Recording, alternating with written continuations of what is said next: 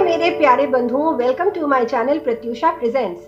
आज के इस वीडियो में मैं शेयर करूंगी कि मैं अपने खुद के लाइफ में कैसी भयंकर चीजें मैनिफेस्ट कर ली थी। इनफैक्ट जो मैंने चाहा मैंने वो भी मैनिफेस्ट कर लिया, और जो मैंने बिल्कुल नहीं चाहा, बिल्कुल उल्टा, वो भी मैंने मैनिफेस्ट कर लिया था बिना जाने कि मैं लॉ ऑफ अट्रैक्शन अप्लाई कर रही हूँ।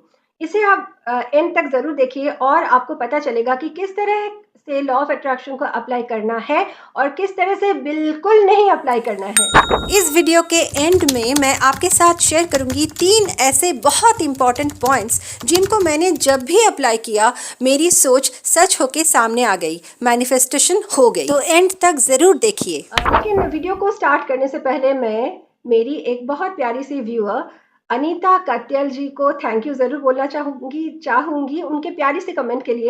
उन्होंने चाहा कि मैं मैनिफेस्टेशंस पे वीडियो बनाऊं। ये मेरी भी फेवरेट टॉपिक है। वैसे मेरी इस चैनल में टॉपिक्स किस तरह के हैं, माइंड बॉडी स्पिरिट, लेकिन इसमें स्पिरिट वाली पोर्शन ही मुझे ज़्यादा इंटरेस्टिंग लगती है। तो इसमें मैं लॉ ऑफ अट्रैक्शन, मैनिफेस्टेशन, मेरे खुद के स्पिरिचुअल एक्सपीरियंसेस या स्ट्रेंज एक्सपीरियंसेस ये सब भी लाती रहूंगी। अदर देन वो हेल्थ रिलेटेड एक्सपीरियंसेस वगैरह वगैरह वो भी रहेगा। तो अगर आपको इस चैनल का कंटेंट अच्छा लगे तो प्लीज़ इसको सब्सक्राइब करने की कृपा करें और वो बेल आइकॉन को ज़रूर प्रेस करें ताकि नोटिफिकेशन आपको मिल जाए। तो मैं अपनी एक्सपीरियंस पे आ जाऊं। बचपन से मैं सिंगर बनना चाहती थी, बेसिकली प्लेबैक सिंगर बनना चाहती थी। ये टर्म तो मैं नहीं जानती थी, लेकिन हमारे घर में एक रिकॉर्ड प्लेयर हुआ करता था और मैं सोचती थी कि स्पीकर्स जो उसके बड़े स्पीकर्स हुआ करते थे और मैं सोचती थी कि उसके अंदर, उन स्पीकर्स के अंदर छोटे छोटे इंसान रहते होंगे जो गाते होंगे, तो मुझे भी उनके जैसा बनना है। और मैं गाना बजाती और साथ में गाती रहती थी। तो धीरे धीरे जब मुझे पता चला कि प्लेबैक सिंगर एक टर्म है, वो तो काफ़ी देर बाद पता चला था मुझे। तो मैं हमेशा ही ये करती थी कि गाना बजाकर साथ में गाती, स्पेशली तब जब कोई फीमेल वॉइस गाता तो उनके उस वॉइस के साथ मैं चिल्ला के गाती और मेरी फीलिंग ऐसी थी कि मैं परफॉर्म कर रही हूँ हमेशा। आस-पास लोग सुन रहे हैं, मैं चिल्ला के गा रही हूँ, इसकी परवाह मुझे बिल्कुल नहीं थी और मैं हमेशा सोचती कि मैं एज़ अ सिंगर परफॉर्म कर रही हूँ। और जब मुझे ये स्टूडियो में गाना वगैरह का ये कॉन्सेप्ट जब मुझे पता चला, तब तो मैं यही सोचती थी कि वो रूम एक स्टूडियो है और वहाँ मैं गा रही हूँ। तो मुझे नहीं पता था कि मैं लॉ ऑफ अट्रैक्शन अप्लाई करती जा रही हूँ। बाद में जब मुझे पता चला कि हाँ, ये तो एक करियर हो सकता था, लेकिन मतलब हमारे जान-पहचान में कोई भी ऐसा नहीं है जो मुंबई फ़िल्म इंडस्ट्री में जाके गाना गाने की कोशिश की है या कोई भी काम करने की कोशिश की है, तो ये तो कभी होगा नहीं। मतलब मैंने सोचा ही नहीं कि ये होगा। तो ये सिर्फ़ एक सपना था जिसको मैं बहुत एन्जॉय करती थी और मैं उसको जीती थी। अ, यहाँ आ जाता है एक्ट एज़ इफ। मैं सोचती थी कि मैं उस इंडस्ट्री में काम कर रही हूँ एज़ अ सिंगर। और ये मेरे रोज़ का एक रूटीन था कि मैं एक उस वो उसको हम म्यूज़िक रूम कहते थे, एक्चुअली वो ड्राइंग रूम था हमारा। उस रूम में मैं गाना बजाती और फीमेल वॉइस के साथ गाती। इस मतलब बड़े होने के बाद भी मैं वही करती। तो और इसके लिए मुझे कोई टेंशन नहीं था, कोई प्रॉब्लम नहीं थी, क्योंकि ये मैं एक्चुअली प्रैक्टिकली तो मैं इसको अचीव करने जा नहीं रही हूँ, मैं बस उसका मज़ा लेती थी। अब देखिए यूनिवर्स का कैसा प्लान होता है। इसके बाद हम किसी और जगह पे शिफ्ट हो गए और क्योंकि सभी को हमारे घर में गाना सुनने का शौक था, तो एक बहुत अच्छा-सा म्यूज़िक सिस्टम हमने खरीदा।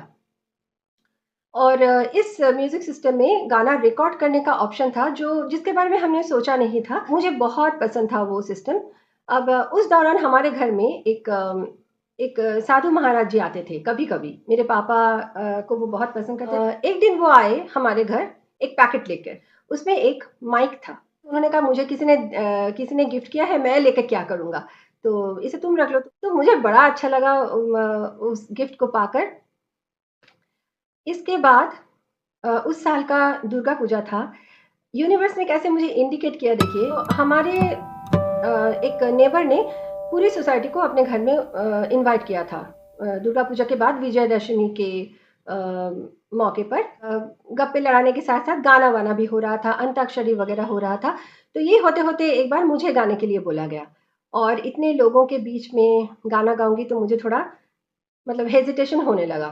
तो तब हमारा ही एक नेबर उसने मुझसे बोला कि तुम इतना शर्मा रही हो तो एमटीवी में कैसे गाओगी?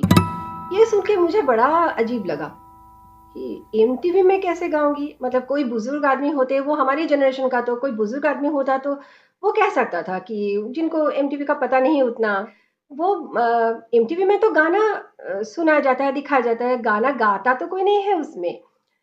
तो अगर कोई बुज़ुर्ग आदमी होते, वो बोल सकते थे कि तुम एमटीवी में कैसे गाओगी? तो अ, वो बात मैं समझ सकती हूँ। लेकिन कोई हमारे जनरेशन का वो बोलेगा कि तुम सिंगर कैसे बनोगी? इतनी शर्माओगी तो सिंगर कैसे बनोगी? या तुम प्लेबैक सिंगर कैसे बनोगी? या फ़िल्मों में कैसे गाओगी? या स्टेज में कैसे गाओगी? तो समझ में आता है। लेकिन एमटीवी में कैसे गाओगी? ये बात मुझे थोड़ा अजीब लगा।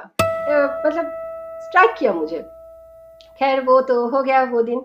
इसके बाद मैं भूल भी गई उस बात को।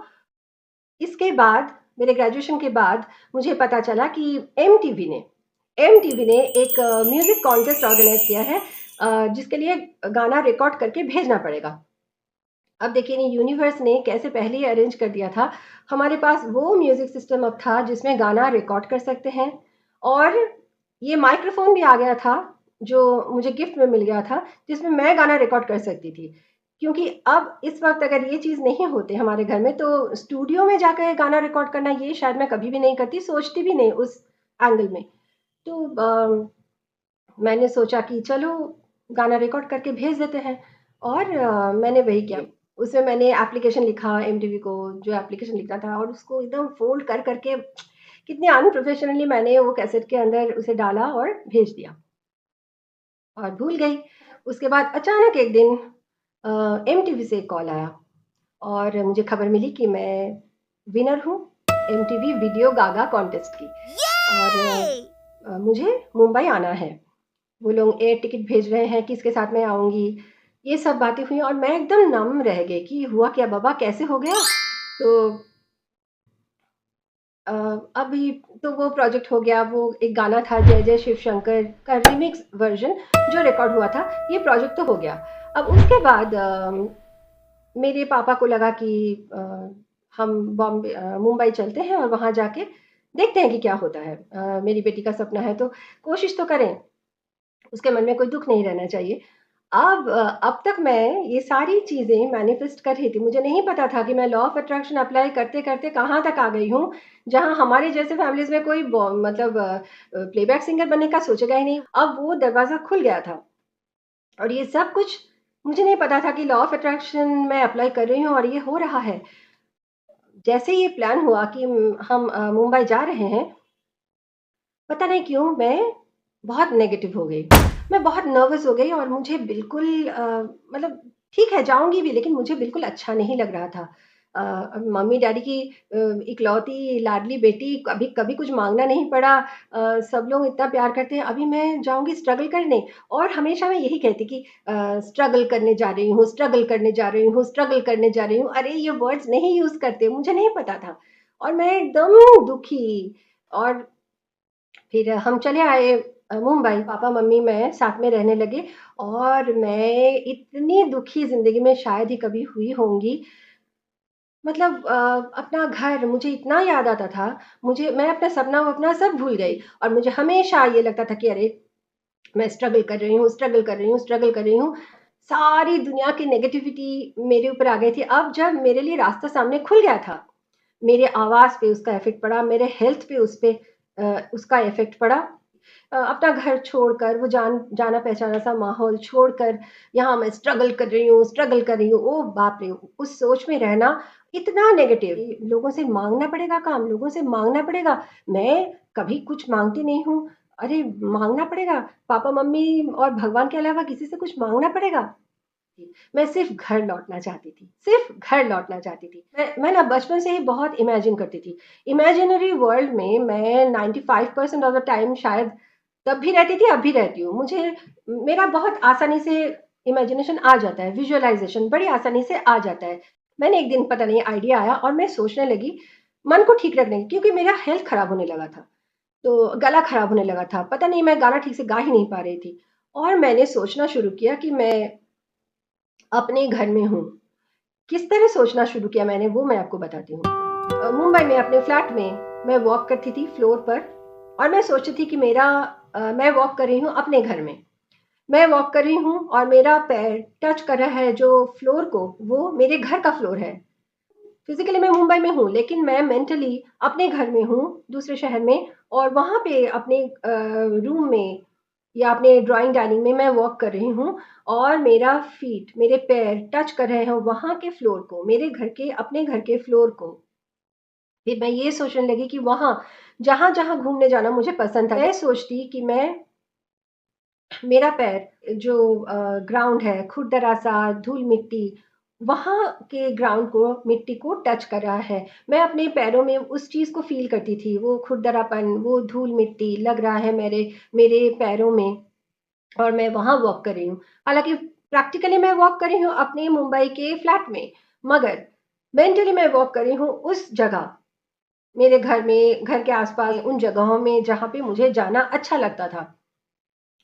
मैं आँखें खोल के ये करती थी। मुझे ना बड़ा अच्छा लगने लगा, मुझे खुशी होने लगी, और ये मैं जब भी टाइम मिलता मैं ये करने लगती। ऑलमोस्ट एवरी डे मैं ये करती।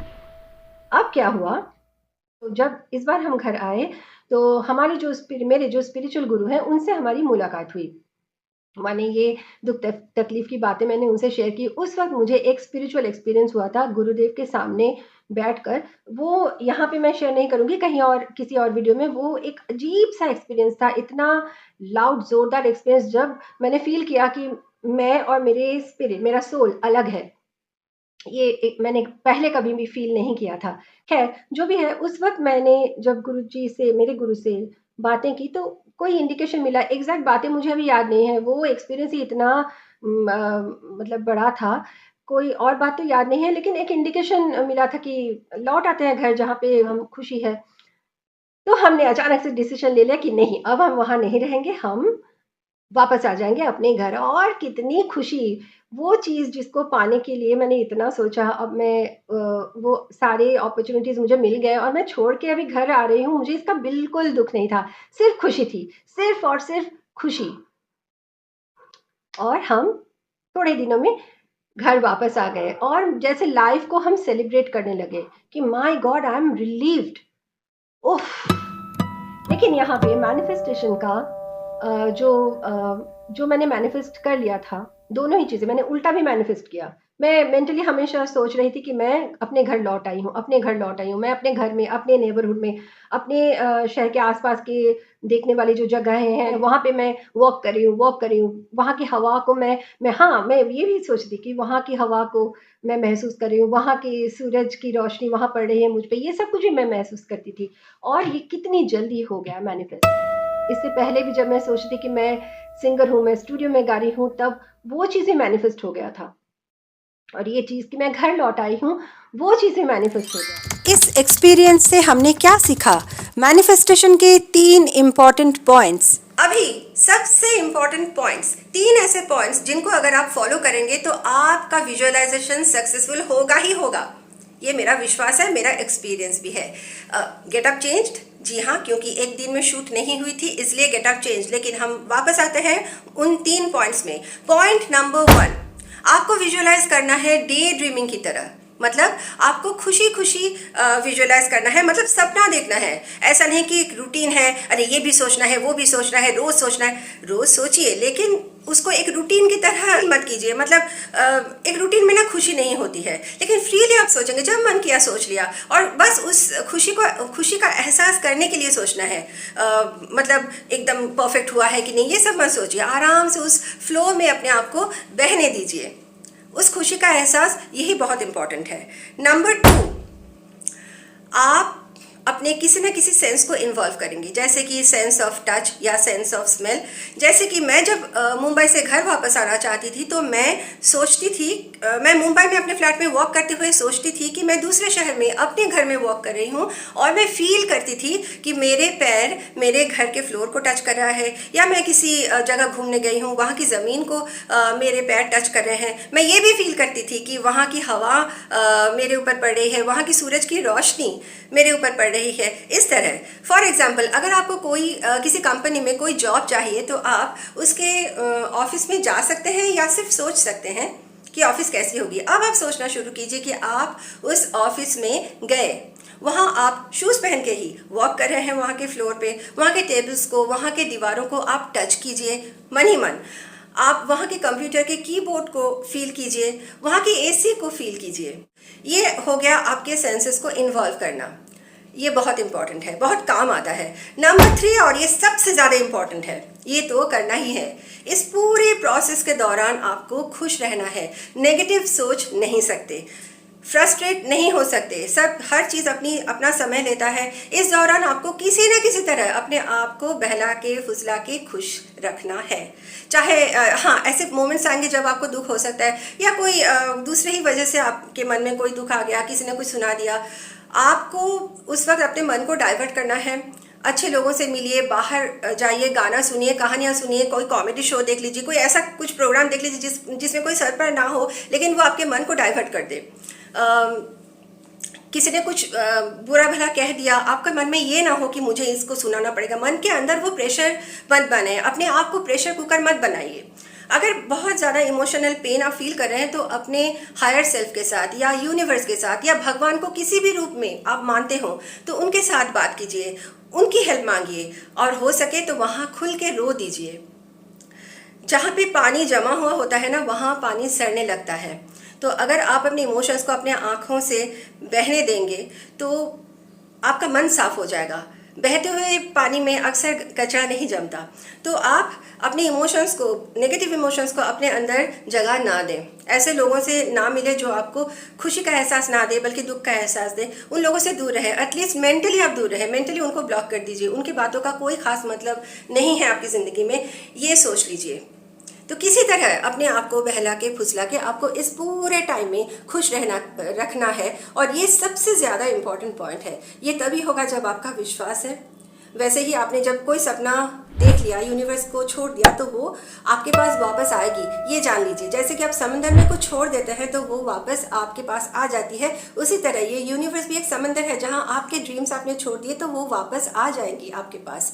खुशी रहेगी आपके मन में, तो इसका मतलब ये भी है कि विश्वास भी है। तो ये 3 पॉइंट्स याद रखिए। पहले तो खुशी विजुअलाइज कीजिए, डे ड्रीमिंग की तरह। दूसरा, कोई एक सेंस को इन्वॉल्व कर लीजिए ड्रीम करते वक्त, जैसे कि सेंस ऑफ स्मेल को या सेंस ऑफ टच को। तीसरा, खुश रहने की कोशिश कीजिए इस पूरे प्रोसेस के दौरान, चाहे वो कितना ही समय क्यों ना ले। ठीक है, अगर इन 3 पॉइंट्स को आपने ध्यान में रखा तो मुझे लगता है कि आपकी विजुअलाइजेशन ज़रूर सफल होगी, आपकी मैनिफेस्टेशन ज़रूर पूरी होगी। तो मिलते हैं अगले वीडियो में, तब तक आप सब खुश रहिए, हमेशा आप सब खुश रहिए। Tata bye bye, see you very soon.